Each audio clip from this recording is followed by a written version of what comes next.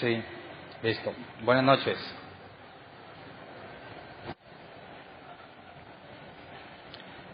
Si son tan amables, acompáñenme a Efesios capítulo 3, versículo 4.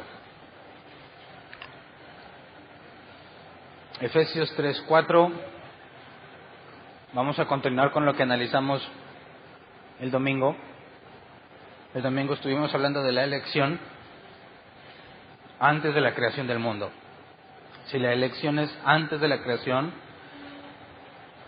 y se eligió para salvación y están escritos en el libro de la vida los que se salvan, estuvimos analizando que es imposible que pueda cambiar.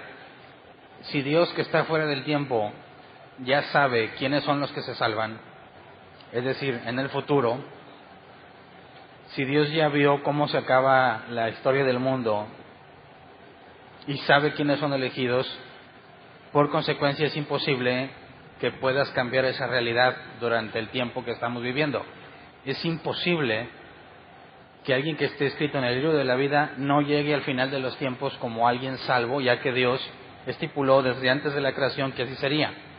Entonces, cualquiera que piense que alguien que está escrito en el libro de la vida puede ser borrado del libro de la vida, tendría que reconocer que no está considerando toda la escritura y que definitivamente tendría que echar a la basura el libro de la carta a los Efesios y la de las cartas a los Romanos. Entonces, en el capítulo 1 y parte del 2 o la mitad del 2 estuvimos analizando el domingo el tema de la elección.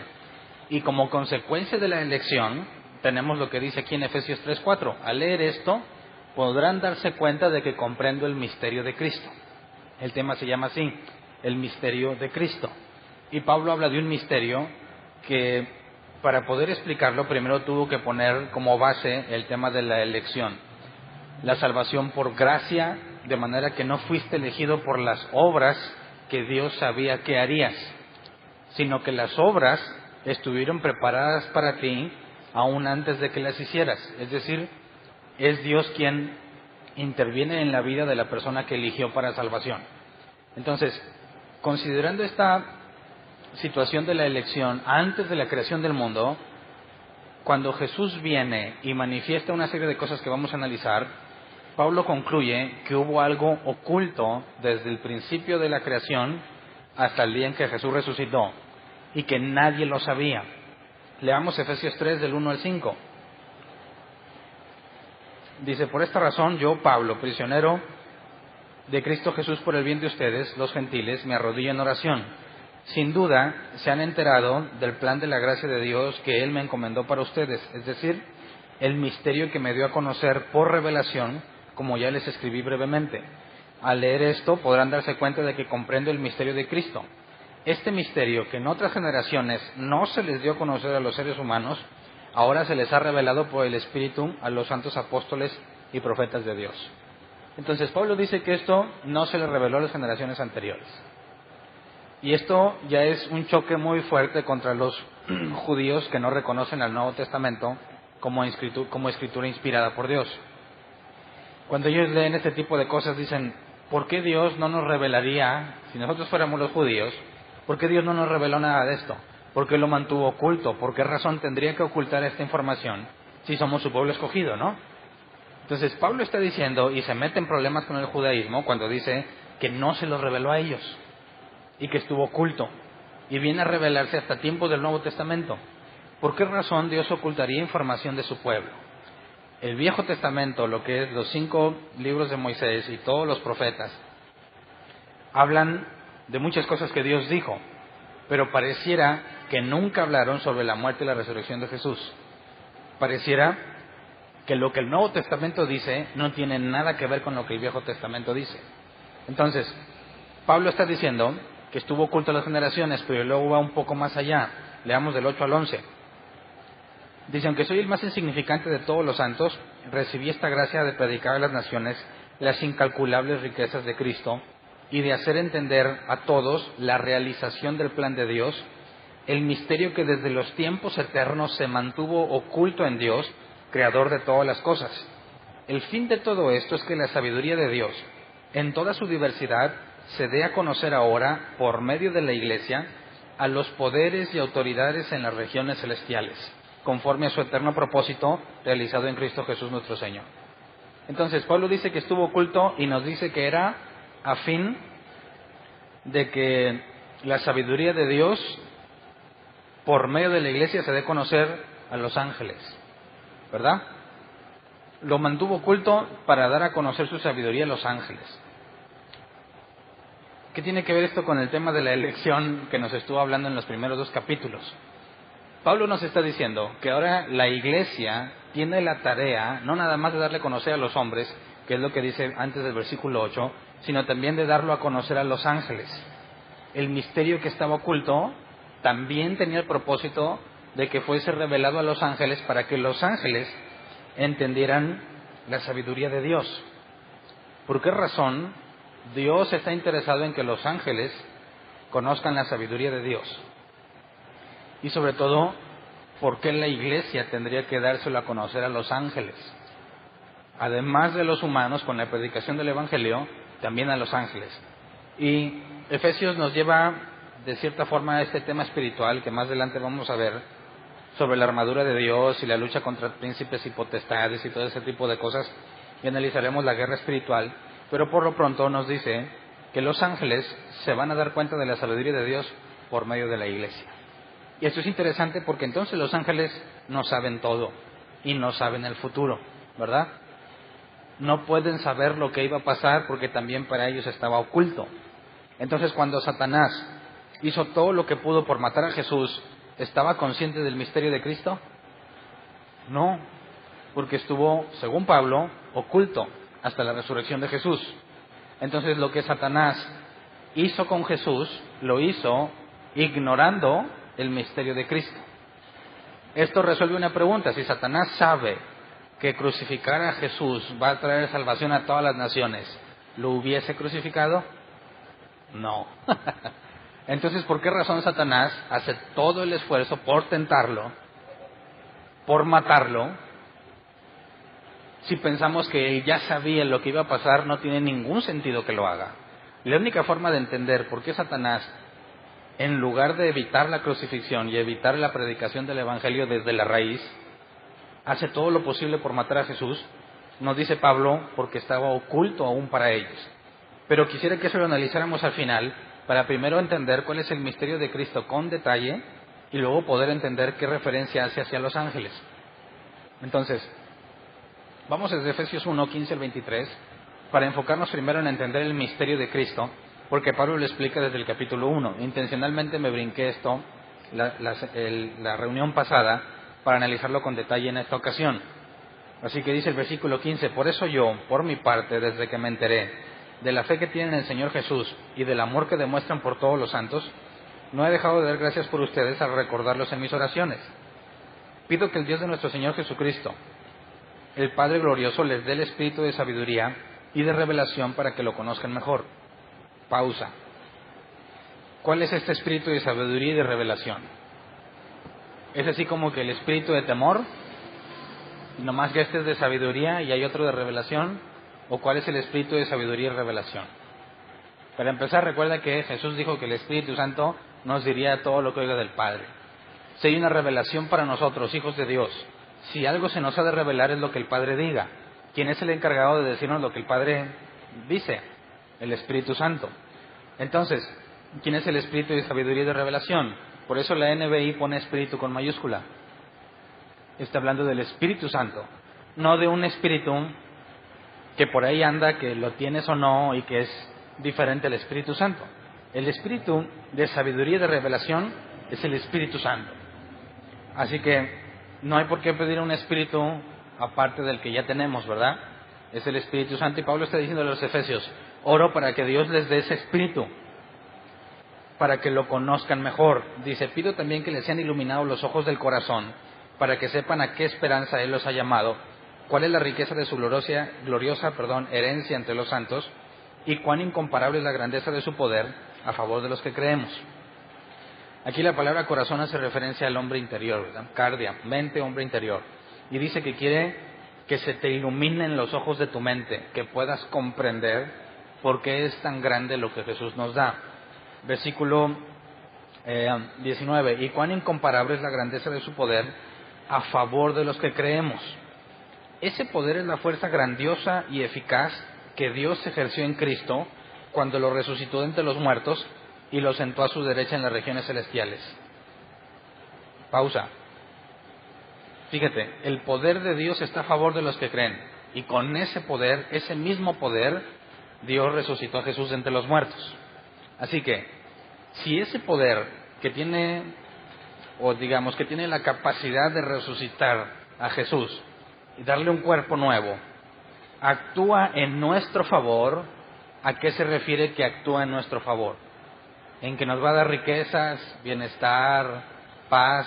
¿En qué actúa? En lo que la Biblia dice, que el que empezó la buena obra en nosotros, la perfeccionará y llegaremos a la estatura del varón perfecto.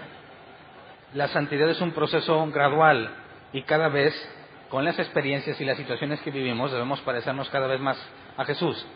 El Espíritu Santo es el que se encarga de que los santos perseveren. Así que es el poder de Dios, el mismo que levantó a Jesús, el que está trabajando en nosotros para que se cumpla el propósito de la elección. Entonces, ¿quién podría derrotar ese poder? ¿Quién podría interponerse entre semejante poder como para arrebatarte de las manos de Dios? Nadie. ¿Quién me arrebatará de las manos de Dios? Nadie. ¿Quién me separará del amor de Cristo? Eso lo dijo Pablo. Ni lo alto, ni lo profundo, nada te puede separar del amor de Dios. Así que la confianza que tenemos en Dios indica o radica en que semejante poder no puede ser detenido por nada, ni siquiera por ti mismo. Entonces, no hay forma de que si Dios te ha elegido, no hay forma humana ni creada que pueda detener a semejante poder. Y por eso se hace el énfasis. Ese poder es la fuerza grandiosa y eficaz que Dios ejerció en Cristo cuando lo resucitó de entre los muertos y lo sentó a su derecha en las regiones celestiales, muy por encima de todo gobierno y autoridad, poder y dominio y de cualquier otro nombre que se invoque, no solo en este mundo, sino también en el venidero. Dios sometió todas las cosas al dominio de Cristo y lo dio como cabeza a toda la iglesia. Esta, que es su cuerpo, es la plenitud de aquel que lo llena todo por completo. Entonces, ha sido mucho énfasis en el gran poder que está a nuestro favor y de Jesús como persona en quien tenemos todos los beneficios. Si entiendes la elección, vimos que todo es en Jesús. Nos eligió en Jesús, nos amó en Jesús y en Jesús vamos a resucitar con un cuerpo nuevo. Es la tarea de Jesús, de los que el Padre me da, su voluntad es que no pierda yo ninguno y que lo resucite en el día postrero. Entonces, lo que Pablo está diciendo a los Efesios es que él ora para que puedan comprender la enorme riqueza que hemos recibido en Jesús. Y luego empieza a explicar a detalle. Vamos a Efesios 2, 8 al 10. Si desde antes de la creación fuiste elegido, nos dice, porque por gracia ustedes han sido salvados mediante la fe. Esto no procede de ustedes, sino que es el regalo de Dios. No por obras para que nadie se jacte, porque somos hechura de Dios, creados en Cristo Jesús para buenas obras, las cuales Dios dispuso de antemano a fin de que las pongamos en práctica. Entonces, fíjate, si Dios pudiese ver hacia el futuro, que puede, la doctrina que analizamos el domingo, los sinergistas, los que dicen que Dios y ellos trabajan en conjunto para salvarse, es decir, que la salvación no es una decisión de Dios, sino es un trabajo en equipo entre Dios y yo. Si yo no hago mi parte, no me salvo. Ellos dicen que Dios vio en el futuro y vio que un día yo lo iba a aceptar, entonces regresa antes de la creación y te apunta en el libro de la vida porque vio que tú lo ibas a aceptar, vio que ibas a hacer una buena obra. Según este pasaje dice que las obras buenas que podamos hacer ya estaban dispuestas de antemano. Así que si Dios ve el futuro y me ve haciendo algo bueno, ese algo bueno ya estaba predestinado que lo hiciera. No sé si me explico. No fue que Dios vio el futuro, se dio cuenta que hice algo bueno, como entregarme a Él, y entonces me apunto en el libro de la vida, sino que las cosas buenas que lleguemos a hacer no fluyen de nosotros porque somos gente corrupta, sino que estaban preparadas por Dios para que las hiciéramos. De manera que las cosas buenas que hacemos no son mérito nuestro. Siervos inútiles somos, solo hicimos lo que se nos pidió.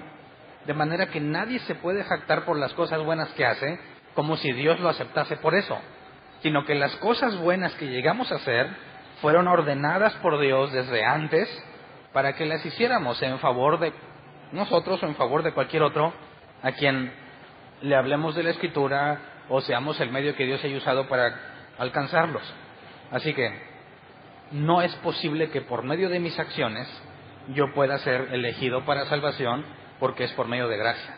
Y aquí hay una cuestión de interpretación en el versículo 8, cuando dice, porque por gracia ustedes han sido salvados mediante la fe. Esto no procede de ustedes, sino que es el regalo de Dios.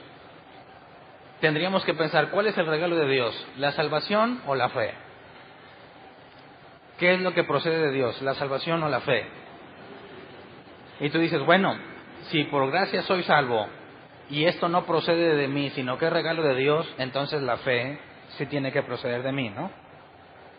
Y es lo que muchos dicen, yo tengo que tener fe para salvarme. La salvación es gratis, ese es un regalo, pero la fe no, ¿verdad?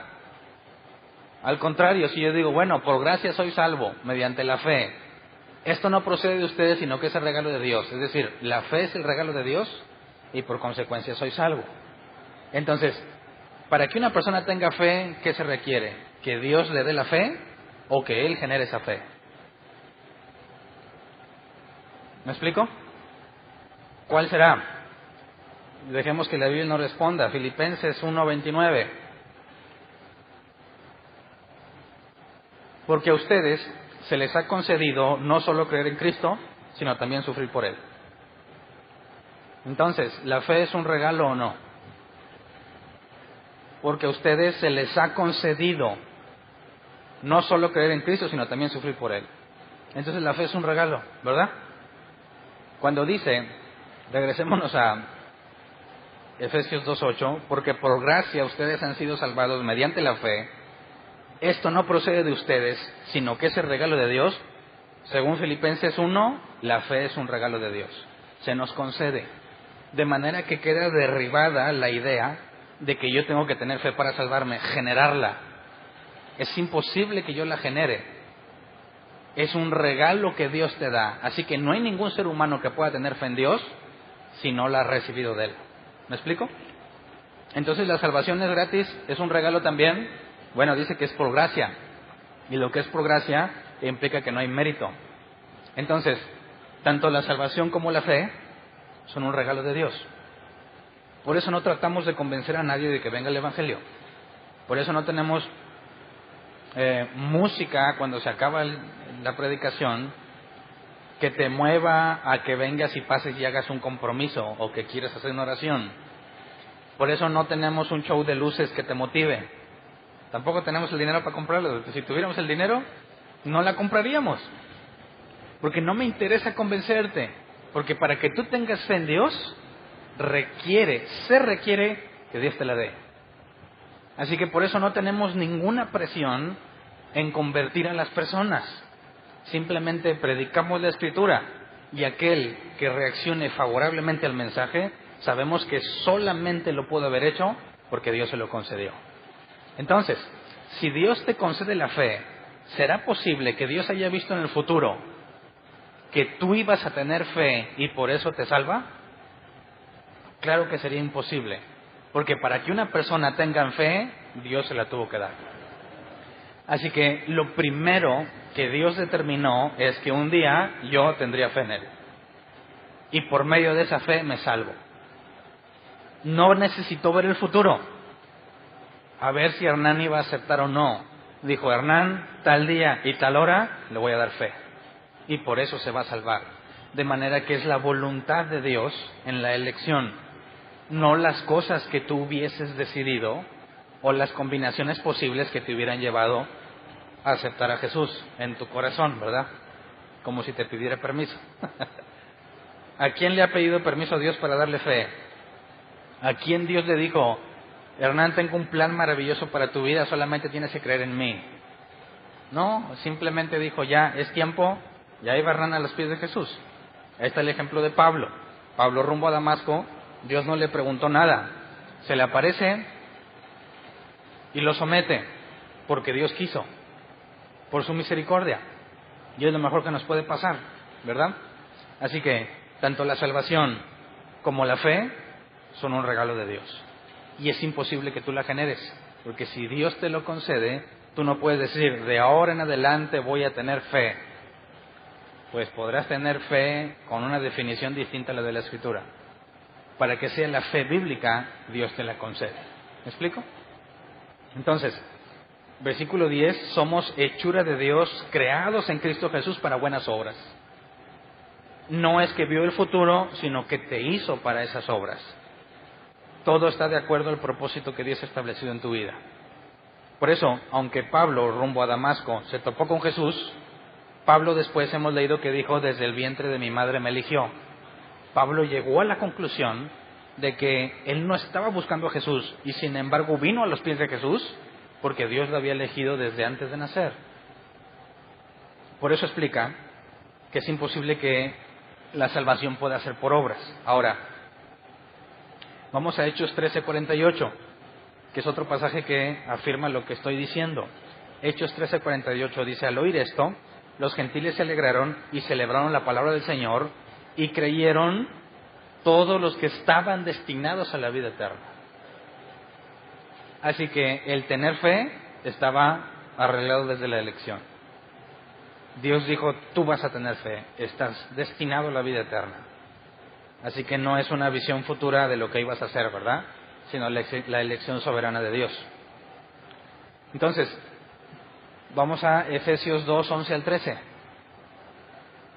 Si por gracia eres salvo, y las buenas obras que llegues a hacer estaban ordenadas para que las hicieras, y estabas destinado a creer en la vida eterna, antes de la fundación del mundo, llegamos a esta conclusión. Por lo tanto, recuerden ustedes los gentiles de nacimiento, y aquí estamos todos nosotros, los que son llamados incircuncisos por aquellos que se llaman de la circuncisión, la cual se hace en el cuerpo por mano humana. Pausa. Si tú te topas a un judío ortodoxo, él te va a decir, y te lo digo por experiencia, que es imposible que Dios pueda hablar contigo. Que es imposible que si tú estudias la Biblia por tu cuenta, es imposible que vayas a entenderla. Necesitas que un judío te lleve a Dios. Y no cualquier judío. Tiene que ser un judío autorizado. Y si no tienes a la mano un judío autorizado, es inútil lo que tú quieras hacer en la Escritura, porque nadie puede llegar a Dios si no es por medio de un judío autorizado. Y este tipo de discriminación era mucho mayor en aquel entonces. Así que si tú tratas de hablar, obviamente no creo que todos los judíos ortodoxos sean así, ¿verdad? Pero si tú tratas de decirle a alguien, no, pues es que yo he entendido esto de parte de Dios, te van a preguntar, ¿quién te enseñó? No, pues yo solo. No, hombre, estás bien mal. Estás completamente errado. Es imposible que tú puedas aprender de Dios si no tienes a un judío que te enseñe. Así que pongamos en contexto. Los que son llamados incircuncisos, es decir, aquellos que es imposible que se acerquen a Dios porque no hay un pacto de Dios con nosotros. El pacto Dios lo hizo con los israelitas y nada más. Y nosotros no tenemos ninguna especie de pacto con Dios y somos enemigos de Dios. Así que nosotros que somos los circuncisos, llamados así por aquellos que se llaman de la circuncisión, la cual se hace en el cuerpo por mano humana, recuerden que en ese entonces ustedes estaban separados de Cristo, excluidos de la ciudadanía de Israel y ajenos a los pactos de la promesa, sin esperanza y sin Dios en el mundo. Y así nos siguen viendo los judíos.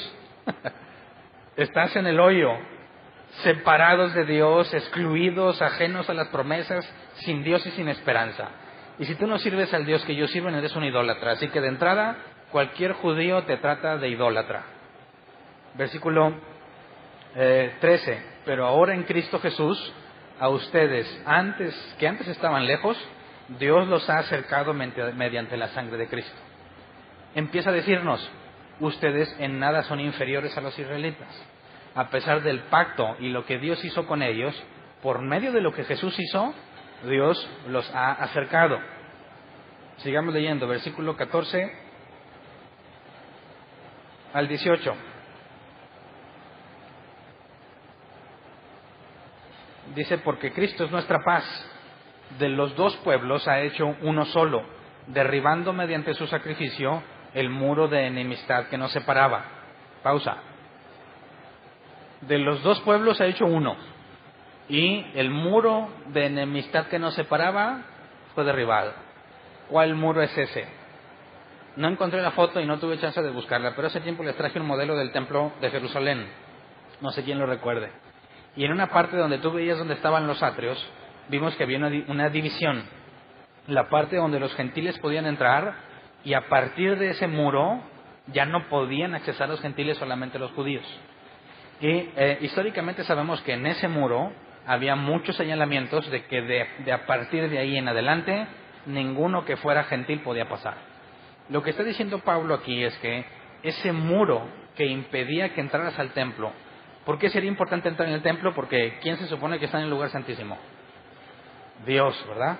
Entonces, fíjate, si yo era gentil y quería entrar a donde está Dios, yo tenía un muro que no me permitía avanzar más allá del atrio. Si eras un judío de a de veras, podías entrar a la parte donde entran los judíos y al lugar santo. No, nada más. Si eres un sacerdote, puedes entrar al lugar santo. Y si eras el sumo sacerdote, una vez al año podías entrar al lugar santísimo.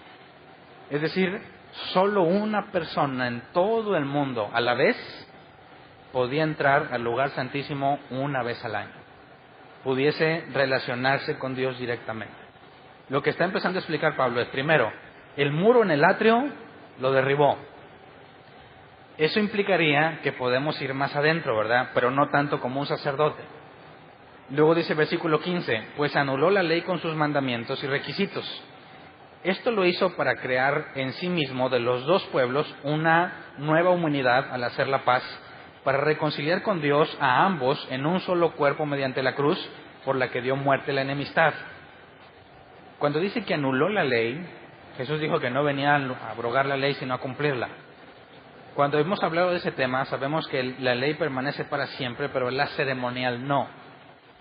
Y en la ley ceremonial, donde se hacen los sacrificios y todo ese tipo de cosas, ya no aplica porque era la imagen de lo que sucedería. Estando en Cristo, no tengo por qué degollar a un animal, a pesar de que no hay templo ahorita para hacerlo. Supongamos que hubiese templo y que se pudiese hacer. Si alguno está en Cristo, no necesita hacer ese tipo de sacrificios, porque en Cristo obtuvimos el perdón de pecados. Entonces lo que dice es que, aunque nosotros se nos permitiera entrar, sigue habiendo reglamentos en la ley de Moisés que impedían que cualquier persona común y corriente pudiese acercarse a Dios.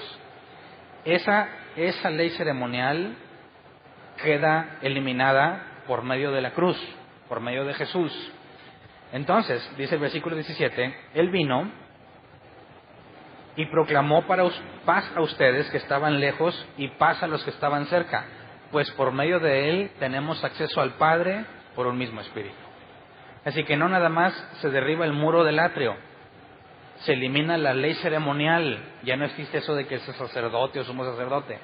Y como ya no existe eso, entonces puedes entrar directo a la presencia de Dios. El asunto es que ya no está en el templo la presencia de Dios. Ya no habita ahí. De hecho, no hay templo, ¿verdad? No ha podido ser reconstruido, aunque los judíos quieren reconstruirlo. Es más, el arca ya estaba desaparecida, ¿verdad? El arca se perdió. Desde cuando regresó del exilio a Jerusalén ya no hubo noticias del arca. Se seguían oficiando sacrificios en el templo. Cuando es destruido el templo 40 años después de que Jesús muere, ya ni siquiera se pueden hacer los sacrificios. Si Dios hubiese establecido que solamente puedes estar en paz con Él por medio de los sacrificios, ¿por qué Dios no ha erigido el templo de nuevo? ¿Verdad? Porque no hay templo. Y si no hay templo y no puedes cumplir con los sacrificios de paz, ¿qué pasa con la relación de Dios con el pueblo? Estarían obviamente peleados. No habría reconciliación. Entonces, ¿qué medio estará usando Dios que no edifica el templo nuevamente para que se ofrezcan sacrificios, para que la ley de Moisés se siga cumpliendo? Dios, por lo que vemos, no tiene ningún interés en restaurar esas cosas. Se ha enfocado en llamar a los gentiles. Y dice aquí el versículo 17, Él vino y proclamó paz a ustedes que estaban lejos y paz a los que estaban cerca. Y aquí Pablo está citando a Isaías. Vamos a Isaías 57. 16 al 21. Isaías 57, 16 al 21 dice: mi litigio no será eterno, ni estaré siempre enojado, porque ante mí desfallecerán todos los seres vivientes que he creado. La codicia de mi pueblo es irritable por perversa. En mi enojo lo he castigado, le he dado la espalda, pero él prefirió seguir sus obstinados caminos. He visto sus caminos, pero lo sanaré, lo guiaré y lo colmaré de consuelo. Y a los que lloran por él les haré proclamar esta alabanza: paz a los que están lejos y paz a los que están cerca, yo los sanaré, dice el Señor. Pero los malvados son como el mar agitado, que no puede calmarse, cuyas olas arrojan fango y lodo. No hay paz para los malvados, dice mi Dios. Entonces Pablo, cuando lee esta profecía, Dios habla de que va a restaurar a su pueblo, a los que están lejos y a los que están cerca. Le va a dar paz a los que están lejos y a los que están cerca. Y Pablo dice: ¿quiénes son los que están lejos? Los gentiles. ¿Por qué? ¿Por qué saca la idea de que, si aquí no menciona para nada a los gentiles, por qué Pablo dice, o de dónde se sacó, que nosotros somos los que están lejos? Por eso primero explicó la elección. Cuando Dios eligió solamente a los judíos. No, también eligió entre los gentiles, ¿verdad? Y tenemos casos en el Viejo Testamento. ¿Quién me puede mencionar un gentil que fue salvo? Job, Abraham, Adán. Ellos son antes de los israelitas, ¿verdad? Así que Pablo está diciendo: los judíos no son el pueblo escogido por Dios exclusivo, sino que desde antes de la creación del mundo, Dios eligió de todo el mundo. Así que Dios ha hecho que los que en ese momento estaban cerca, que eran los israelitas, el pueblo con el que Dios se relacionaba de cerca, había otros que estaban lejos, los gentiles, que no teníamos una relación cercana a Él. El único pueblo que ha tenido una relación cercana a Él son los israelitas, ¿verdad? No hay ningún otro pueblo como ellos, que lo han visto entre ellos, y vieron la columna de fuego y la nube, y vieron los milagros. A nadie más se le ha concedido. Los israelitas estuvieron cerca de Él, y los gentiles siempre estuvieron lejos de Él. Entonces, tomando en cuenta la elección, también hay gentiles en el pueblo de Dios. Entonces, cuando se refiere a los que están lejos, Pablo interpreta: los que han estado lejos de la relación con Dios son los gentiles, y los que están cerca son los israelitas. Luego, regresemos a Efesios. Efesios 2, 19 al 22.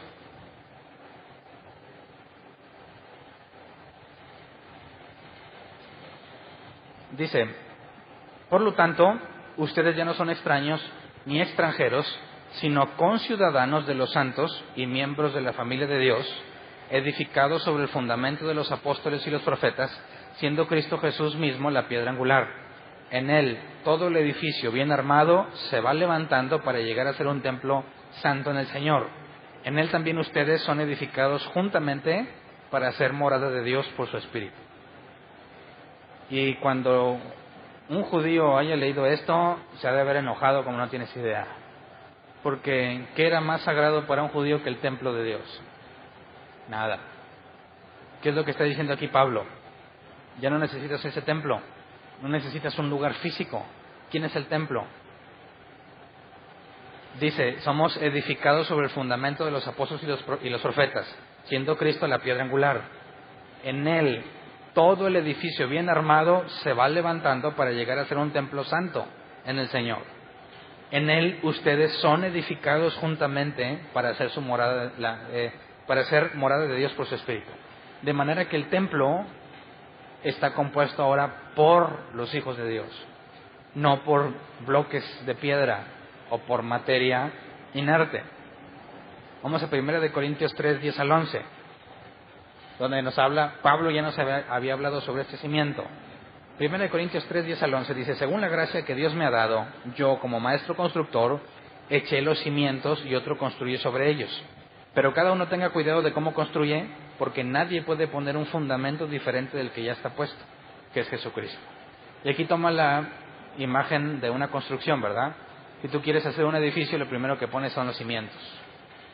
Y una vez que tienes los cimientos puestos y vas a empezar a construir, ¿es factible o es posible que le tengas que poner otros cimientos? No. Cualquiera que quiere edificar no puede poner un cimiento aparte.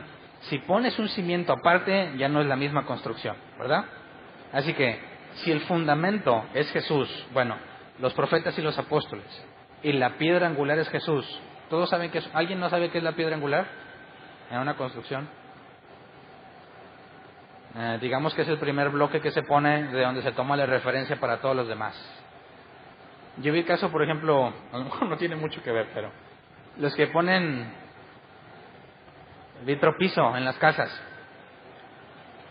todo tiene que empezar por una pieza, ¿verdad? No sé quién haya visto ese proceso que primero tienen que hacer un cuadro y ponen hilos y luego dicen, aquí va la primera pieza y de aquí se arrancan todas las demás, ¿verdad? Todas las filas. Esa es, en una construcción, el primer bloque que pones es el que usas de referencia para poner todo lo demás. Esa es la piedra angular. Y dice, ese es Jesús.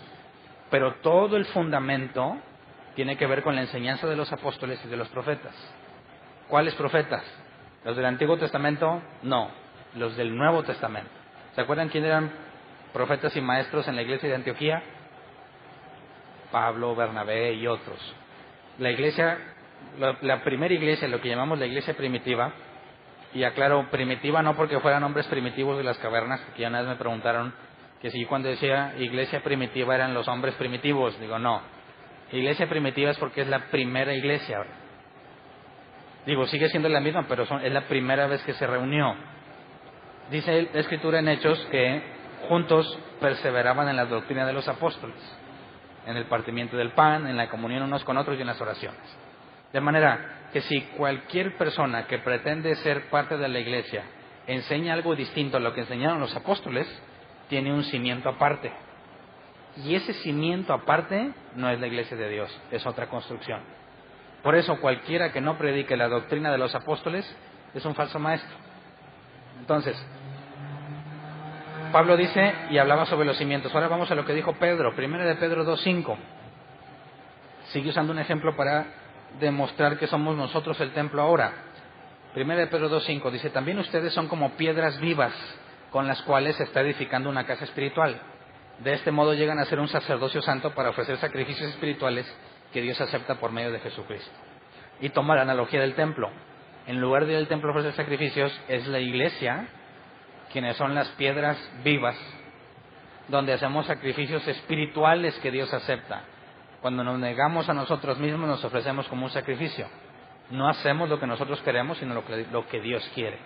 Entonces, esto provocaba un disgusto enorme para todo aquel que consideraba sagrado el templo de Jerusalén, porque está quitándole todo mérito y toda importancia, y dice, Dios ya no está ahí, ahora Dios está en la iglesia. Y si tú quieres ser parte de la iglesia, tienes que asegurarte de estar bajo el mismo fundamento. Si tu fundamento es otro, no eres de la iglesia de Jesús. Es imposible que una construcción tenga dos fundamentos. Entonces, los que ahora dicen y aseguran que son apóstoles, ¿se apegan a la enseñanza de quién? Si tomamos la misma analogía y ya echaste el fundamento que fueron los apóstoles, ¿es posible que vengan apóstoles nuevos si el fundamento ya está echado? Pues no se puede. Si realmente hay apóstoles nuevos, ellos podrían agregarle la Biblia, ¿verdad? Podrían decir, ahí va, Dios me lo inspiró y quiero que lo agreguen a la Escritura. Y ahí está, el Evangelio según Hernán, si yo me proclamara apóstol.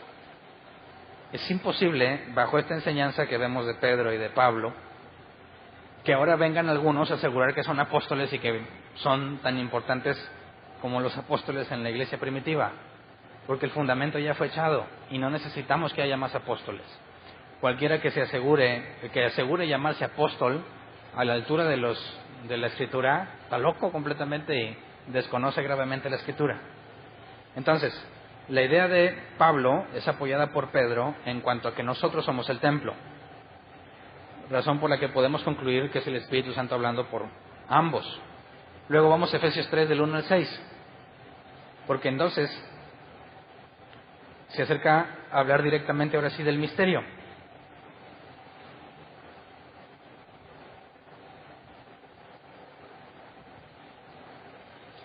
Efesios 3 del 1 al 6. Por esta razón yo, Pablo, prisionero de Cristo Jesús por el bien de ustedes, los gentiles, me arrodillo en oración. Pausa. ¿Cómo podría ser que Pablo está encarcelado para el beneficio de los gentiles? ¿En qué les beneficiaba que estuviera encarcelado? ¿Alguien se beneficiaría de que Pablo estuviera en la cárcel? Al contrario, ¿no? Sería perjudicial porque él no podría seguir enseñando. Lo que dice aquí, prisionero de Cristo Jesús por el bien de ustedes, no significa que su prisión sea para mi bien, sino debido al bien que Pablo buscó con los gentiles. Por andar predicando el evangelio entre los gentiles, los judíos procuraban matarlo y lo entregaron, o tuvieron que salvarlo de que lo mataran los romanos, y llegó hasta Roma. ¿Se acuerdan cuando analizamos el libro de los Hechos? ¿Cómo es que estaba encarcelado? Leamos Hechos 28 al 16. Dice, acuérdense que esto lo está escribiendo desde Roma. Dice, cuando llegamos a Roma, a Pablo se le permitió tener su domicilio particular con un soldado que lo custodiara. Así que estaba prisionero, pero no en un calabozo, ¿verdad? Sino en una casa particular que él rentaba. Veamos el versículo 30. Durante 2 años completos permaneció Pablo en la casa que tenía alquilada y recibía a todos los que iban a ver. Entonces lo encerraron o lo tenían prisionero, pero con privilegios, ¿verdad? Estaba en una casa y aceptaba visitas. Desde aquí, desde esta estancia de 2 años, fue cuando escribió la carta a los Efesios. Quitemos la pausa, regresemos a Efesios 3, versículo 2 al 6. Sin duda, se han enterado del plan de la gracia de Dios que Él me encomendó para ustedes, es decir, el misterio que me dio a conocer por revelación, como ya les escribí brevemente. Al leer esto podrán darse cuenta de que comprendo el misterio de Cristo. Pausa. Dice, hablando un judío como Pablo, a los gentiles, dice, al leer esto podrán darse cuenta de que comprendo el misterio de Cristo. Es decir, la lucha estaba entre gentiles y judíos, ¿verdad? Y los judíos le decían a los gentiles tienen que circuncidarse. Y luego viene un judío, que es Pablo, y les dice que no, que nosotros somos el templo y que en Cristo somos un solo pueblo y que tenemos las mismas promesas que los judíos en cuanto a la redención. Así que dice, al leer esto podrán darse cuenta de que comprendo el misterio de Cristo. Viendo que Pablo es judío y lo que enseña tan contradictorio a lo que los judíos hacen, que seguramente entienden que comprendo este misterio. Versículo 5, este misterio, que en otras generaciones no se les dio a conocer a los seres humanos, ahora se les ha revelado por el Espíritu a los santos apóstoles y profetas de Dios. Es decir, que los gentiles son, junto con Israel, beneficiarios de la misma herencia, miembros de un mismo cuerpo y participantes igualmente de la promesa en Cristo Jesús mediante el Evangelio. Entonces, ¿cuál era el misterio? Que no solo los judíos son elegidos, sino los gentiles, y que somos un solo pueblo. Y esto es bien importante porque yo he visto y he escuchado a muchos cristianos enamorados de los judíos, que los ven como superiores, y que les quieren mandar dinero, ¿verdad? Y que quieren apoyar para que reconstruyan el templo. Dime si un cristiano que quiere reconstruir el templo de Israel no contradice gravemente lo que estamos leyendo en Efesios. ¿Qué clase de cristiano? Bueno, ¿qué profundidad de la ignorancia? Que quieran apoyar a que reconstruyan el templo, porque es el templo de Jerusalén, cuando nosotros somos el templo de Dios. ¿Me explico? ¿A qué nivel de ignorancia tienen que llegar? ¿Qué tanto desconocen la Escritura que nunca han leído Efesios? Que dicen, sí, a Israel, oremos por el pueblo de Dios. ¿Qué están diciendo de sí mismos? Se excluyen del pueblo de Dios, ¿verdad? Apoyemos para que reconstruyan el templo. ¿Por qué crees que quieren reconstruir el templo? Para seguir con la ley de Moisés. Y si quieren seguir con la ley de Moisés, ¿a quién declaran falso? A Jesús. Porque un cristiano querría ayudarles a tal cosa. ¿Verdad? Por ahí algo que se llama Operación Éxodo, que creo que de eso se trata. Y dices, ¡qué barbaridad! No deberían llamarse cristianos. Definitivamente. Así que el misterio de Cristo parece que está oculto para ellos también, ¿verdad? Estuvo oculto por las generaciones. Fue revelado al resucitar Cristo y decirles, vayan y prediquen el Evangelio a toda criatura. De manera que ya no nada más a Jerusalén y a los judíos, sino a cualquier persona en el mundo. Desde ese momento queda en evidencia que hubo un cambio drástico en lo que Dios estaba haciendo. En ese momento se revela el misterio y les tomó tiempo darse cuenta que estuvo oculto todo ese tiempo, porque ninguno que lea solamente el Antiguo Testamento pensaría en lo que Pablo nos está diciendo. Ahora, ¿significa que no estaba en la Escritura? ¿Significa que Dios nunca lo escribió y nunca mencionó nada al respecto? Si es así, pues qué trampa. Porque cualquiera puede decir, aquí les va el otro misterio que ni el Nuevo Testamento sabía. ¿Verdad? Yo también puedo sacar uno nuevo y asegurar como Pablo que este es por revelación y que estuvo oculto hasta el día de hoy. Sería muy conveniente decir entonces que me lo reveló el Espíritu. ¿Y por qué no está en la Escritura? Porque estaba oculto. Pues así cualquiera puede inventar lo que quiera, ¿no? Y es lo que los judíos dicen de nosotros. Pues se inventaron el Nuevo Testamento y dicen que nunca nadie sabía. Pues eso me confirma que son unos mentirosos. Es imposible que Dios no lo haya revelado antes. Entonces, ¿qué significa con que estaba oculto? Que Dios nunca dejó ninguna pista, o que a pesar de las pistas nadie lo podía comprender. ¿Qué será? Leamos versículo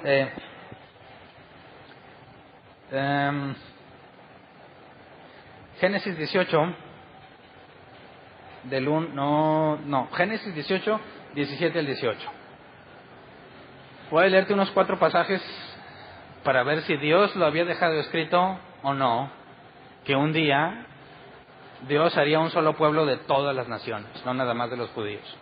Génesis 18, 17 al 18. Dice, pero el Señor estaba pensando, ¿le ocultaré a Abraham lo que estoy por hacer?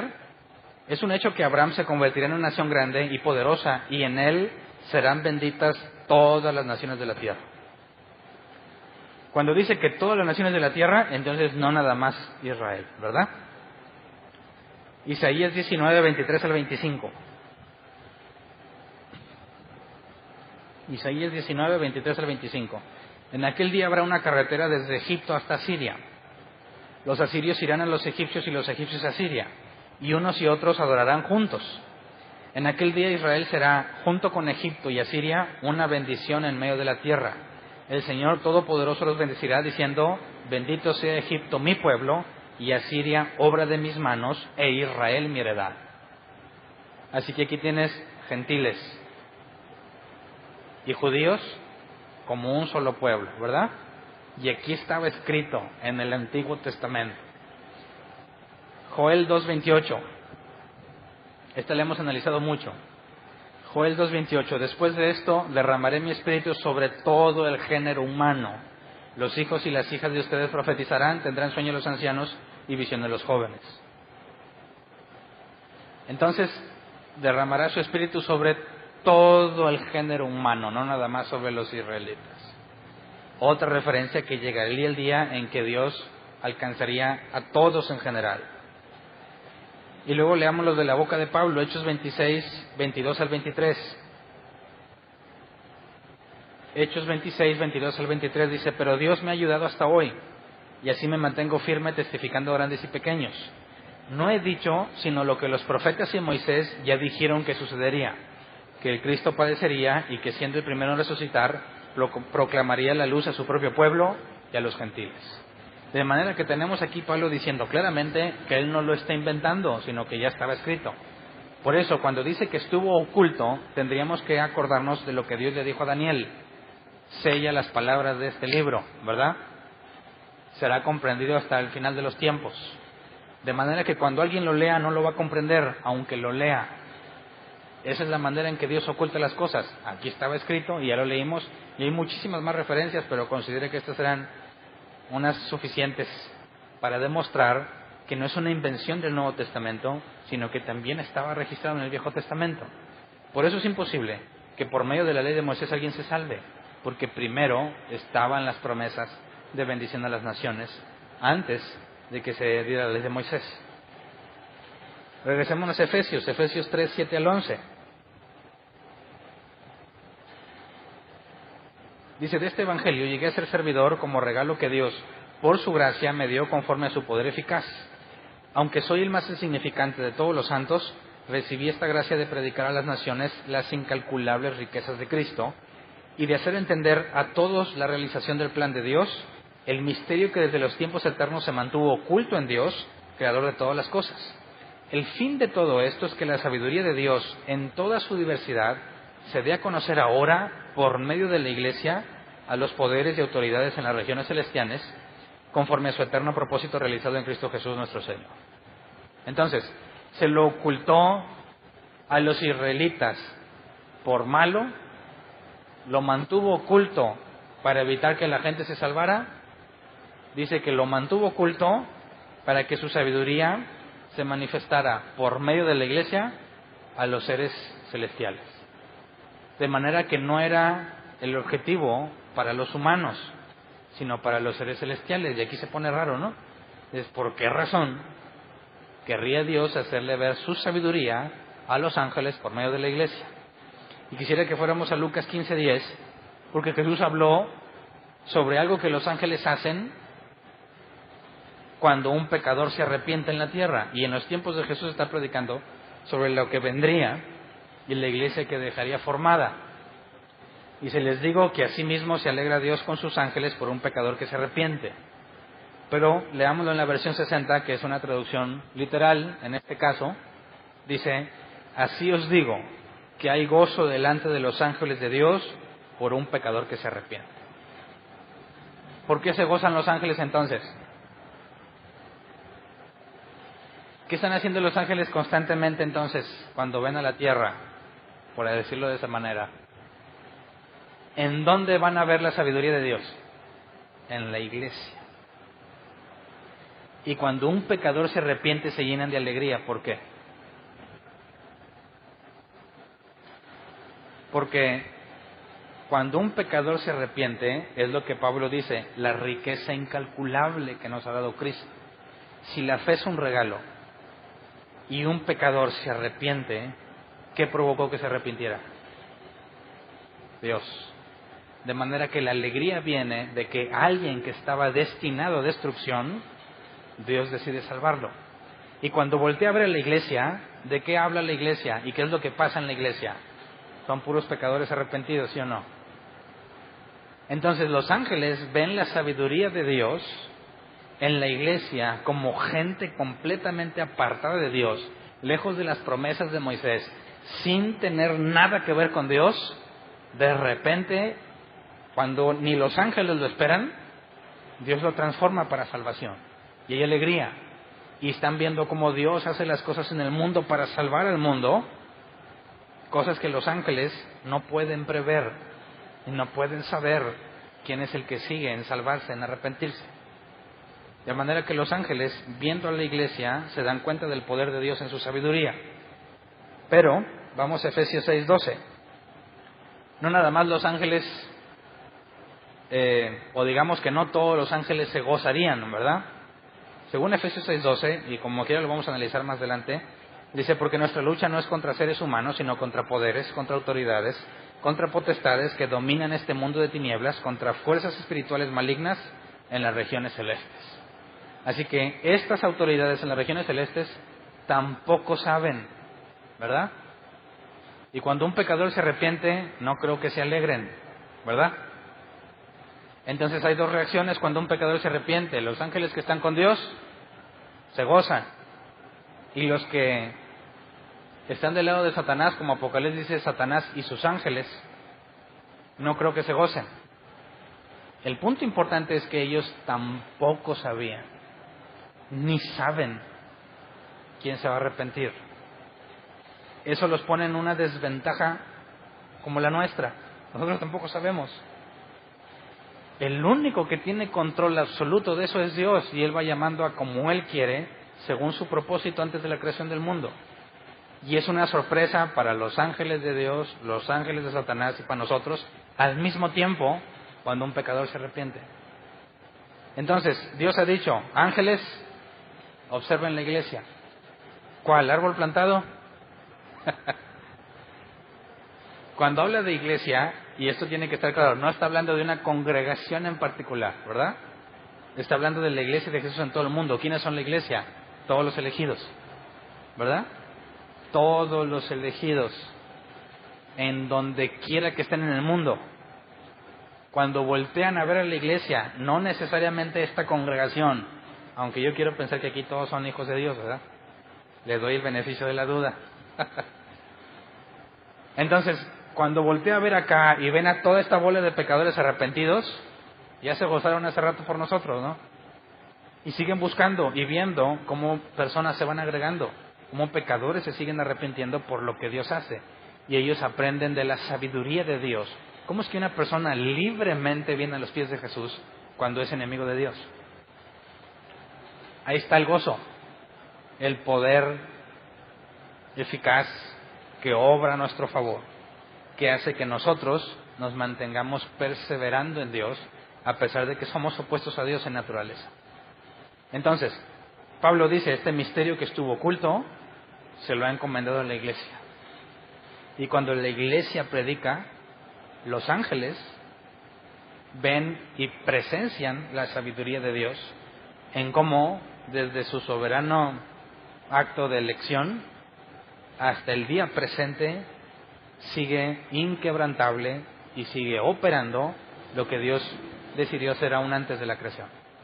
Entonces, cuando analicemos las guerras espirituales y toda esa cosa que muchos cristianos siguen haciendo, tenemos que tener en mente que están limitados en cuanto a conocimiento también, ¿verdad?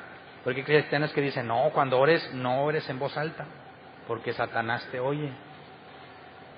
Y algunos más espirituales dicen, bueno, Señor, en esta hora declaramos que hay una encriptación de mis oraciones, de manera que Satanás no las puede entender cuando van de allá para acá, y de aquí para allá y de allá para acá.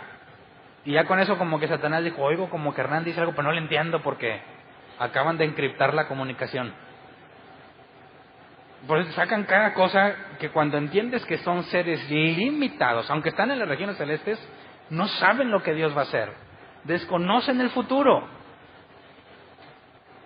No saben si vas a pecar o no, pero le hacen su lucha. Y de eso hablaremos, porque la Biblia da información clara, para analizar bíblicamente la guerra espiritual desde el plano bíblico y descartar tantas doctrinas que hay entre la iglesia que no tienen nada que ver con la Escritura. Entonces, regresemos para empezar a terminar Efesios 3, 12 al 13, las conclusiones de Pablo en este capítulo 3.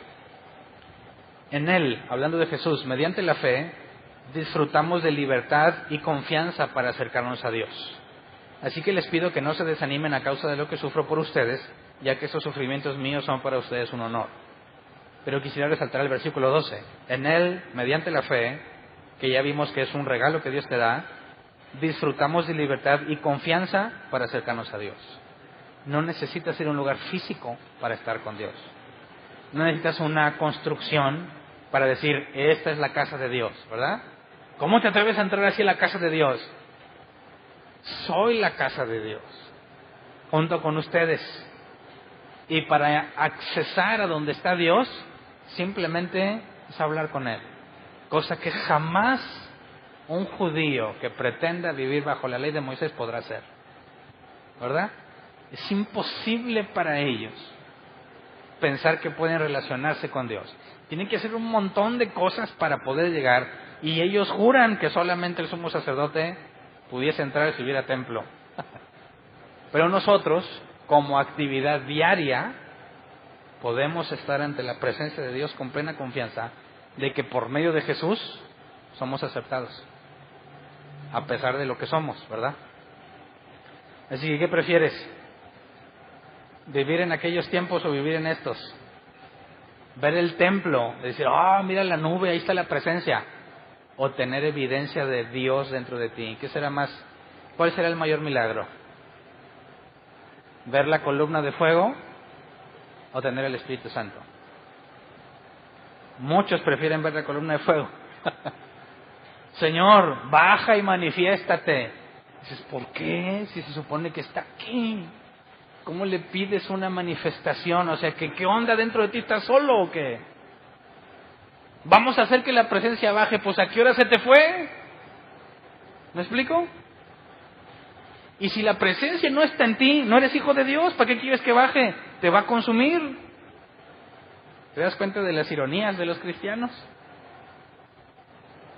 Si es que se les puede llamar cristianos. No tiene ningún caso de decir, vamos a venir y aquí a adorar para que Dios baje. Dios no se ha apartado de ti en ningún momento, ni cuando estabas pecando. Así que no pretendas que por una canción vas a hacer que venga, si está contigo en todo momento. ¿Verdad? Así que Pablo concluye el capítulo 3, porque en el 4 empiezan los principios prácticos. Del 1 al 3 estamos analizando qué es doctrina, pero del 4 en adelante empiezan los asuntos de la vida cotidiana del creyente. Dice, ya que explicó la elección, ya que explicó la incalculable riqueza que recibimos en Jesús, ya que explicó que somos un solo pueblo, desde antes de la fundación del mundo, Dios ya tiene elegidos a todos, de manera que no hay dos pueblos, es uno solo, y tenemos acceso a Dios, dice Efesios 3, 14 al 21. Por esta razón, me arrodillo delante del Padre, de quien recibe nombre toda familia en el cielo y en la tierra. Le pido que, por medio del Espíritu y con el poder que procede de sus gloriosas riquezas, los fortalezca a ustedes en lo íntimo de su ser, para que por fe Cristo habite en sus corazones. Y pido que, arraigados y cementados en amor, puedan comprender, junto con todos los santos, cuán ancho y largo, alto y profundo es el amor de Cristo. En fin, que conozcan ese amor que sobrepasa nuestro conocimiento, para que sean llenos de la plenitud de Dios. Al que puede hacer muchísimo más que todo lo que podamos imaginar o pedir, por el poder que obra eficazmente en nosotros, a Él sea la gloria en la Iglesia y en Cristo Jesús, por todas las generaciones, por los siglos de los siglos. Amén. En pocas palabras está diciendo, dense cuenta, oro para que se den cuenta de lo que Jesús ha hecho por nosotros y de lo incalculable de su riqueza. Mientras más comprendamos quién es Jesús y lo que por nosotros hizo, más humillados debiéramos estar ante Él. Y por consecuencia, más pecadores nos encontramos, ¿sí o no? La madurez cristiana no consiste en cada vez sentirte menos pecador, ¿verdad? Sino cada vez estar más consciente del gran pecador que eres. ¿Sí me entiendes? Mientras más consciente estás de lo que Dios ha hecho por ti inmerecidamente y del acceso que tienes a Él, y realmente puedes experimentar una relación con Dios, es mucho más fácil que detectes los errores en ti mismo. Mientras más alejado estás de este asunto de Dios y conocerlo mediante la Escritura, te ves limpio, te ves con la luz apagada. Mientras más cerca estás de la luz verdadera, más en evidencia queda tu mugrero. Mientras menos luz tengas, cuando volteas a verte a ti mismo, dices, pues estoy bien, ahí hay otro peor. Así que un cristiano maduro no es el que se siente menos pecador. El cristiano maduro es el que está más consciente de lo pecador que es. Por consecuencia, mientras más maduro eres, más humilde eres. Mientras menos maduro eres, más arrogante y egoísta eres. Todo aquel que dice, yo como hijo de Dios declaro ahora que las puertas abren en mi favor, esa es una oración de humillación o de autoexaltación. Autoexaltación, lo que deja en manifiesto su enorme ignorancia de quién es Dios y que no sabe con quién está hablando o a quién pretende darle órdenes, ¿verdad? Así que no hagas el oso, ¿verdad? Cuando una persona ora, cuando una persona vive, te das cuenta que tanto conoce a Dios. Y mientras más crema le eches, créeme que más quedas en evidencia. Así que entendamos esto. Todos somos iguales a los ojos de Dios, ¿verdad? Aunque tengamos más responsabilidades unos que otros, según la madurez, según lo que se nos ha dado, Dios dice que al que más le da, más le demanda. Así que si entre nosotros hay pastores, evangelistas, maestros, aunque son distintos los niveles de responsabilidad, el valor de la persona es exactamente el mismo. Y cualquiera a quien se le otorgue responsabilidad y empiece a despegarse del suelo refleja la ignorancia profunda que tiene de quién es Dios y demuestra que está descalificado para servir en la iglesia. Porque el primer requisito para la iglesia es ser creyente y ser maduro. Mientras más maduro eres, más consciente estás de tu pecado. Así que personas a las que se les entregue responsabilidad, indiscutiblemente tienen que ser humildes. No es compatible la arrogancia con el creyente. Es posible que los nuevos, los que van empezando, sientan arrogancia porque Dios les abre el entendimiento y a lo mejor, como todos hemos pasado por ahí, se te hace fácil decir quién está bien y quién está mal y compararte porque estás nuevo, ¿verdad? Por eso la Biblia dice que no pongas a servir a un neófito, porque caerá en el mismo pecado que el diablo. El maduro se sabe pecador, y cuando se le entrega una responsabilidad, jamás se va a jactar como si la mereciera. Al contrario, diría como Pablo: ay de mí si no predico el Evangelio. Por su infinita misericordia me concede porque no lo merezco. Y entonces identificas al que está capacitado. Entonces, tú que entiendes la Biblia, ¿cómo vas a tratar al que entiende menos que tú? Aún por Facebook, ¿verdad? Te puedes sentir el iluminado, el que más sabe.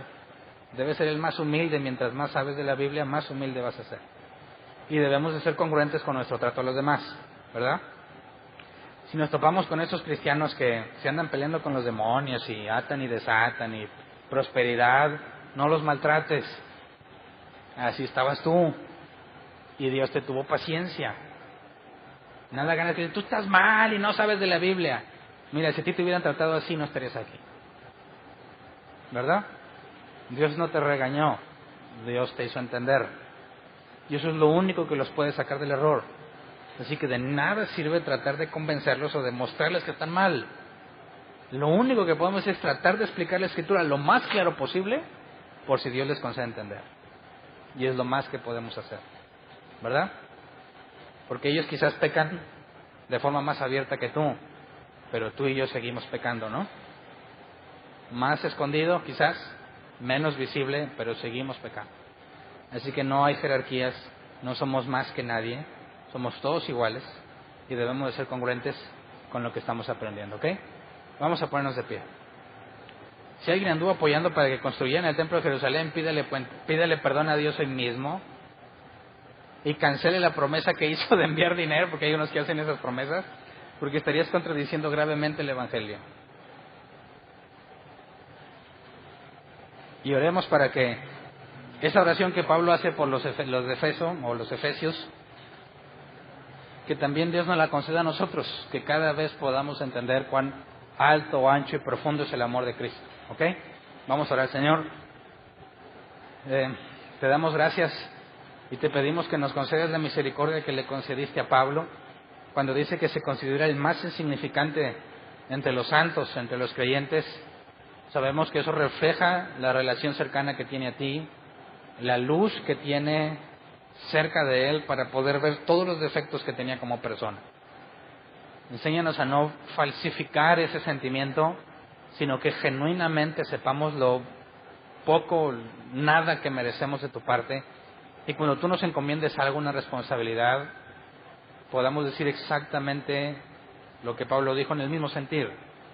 Somos los menos preparados, los más insignificantes comparado con el cargo que hemos recibido, la responsabilidad que se nos ha entregado. Enséñanos a portarnos de manera congruente con todos aquellos que aún no han entendido, que no les has abierto el entendimiento. No queremos ser como fariseos confrontando a los gentiles, sino como iguales, personas pecadoras que necesitan de un Salvador. Enséñanos a vernos entre nosotros y verlos a ellos con el mismo lente con el que tú nos ves, personas que tienen una enorme necesidad de ti, Señor. Concédenos hablar con paciencia, concédenos sabiduría a la hora de hablar, para no tratar de probarles que están mal, sino que podamos hacer nuestro mejor esfuerzo por explicar de la manera más clara posible lo que la Escritura dice, por si tú quieres hacer la obra en ellos para que entiendan. Señor, si nos hemos portado de forma incorrecta, si alguno entre nosotros sentía que los israelitas eran más que nosotros, si alguno quiso ayudar para que se reconstruyera el templo, ten misericordia de nuestras vidas y perdónanos, Señor, porque locamente hicimos. En nuestra ignorancia no sabíamos que estábamos negando todo lo que tú hiciste en la cruz y que inconscientemente estábamos declarando que tú moriste porque realmente eres un loco que merecía morir. Así que, Señor, permítenos ser congruentes entre lo que hemos aprendido de ti, que si te llamamos Señor, podamos reflejarlo ante los demás, que realmente somos tus siervos y que no se nos olvide bajo ninguna circunstancia que todos somos iguales y que siervos inútiles somos, porque solo hemos hecho lo que tú nos has pedido, Señor. A ti sea la gloria y la honra en todo lo que hacemos, Señor, de acuerdo a tu voluntad. Gracias. Amén. ¿Puedes?